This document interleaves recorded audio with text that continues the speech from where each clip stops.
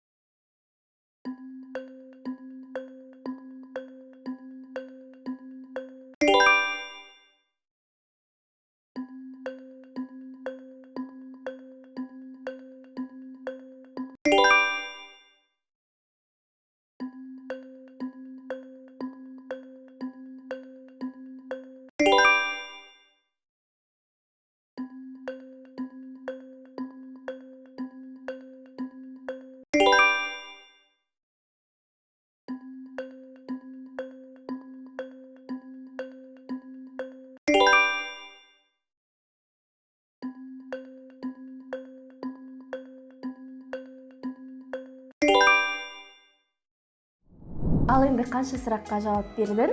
Астыдағы кестеге қарап, қанша сұраққа жауап бергеніңді комментарийға жазып кет. Сендермен бірге болған GeoKZ, егер бұл видео ұнаса, міндетті түрде лайк басып кет, бұл бізге үлкен мотивация болады.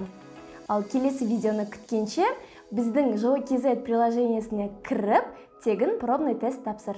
Сілтеме описаниеде. Сау бол!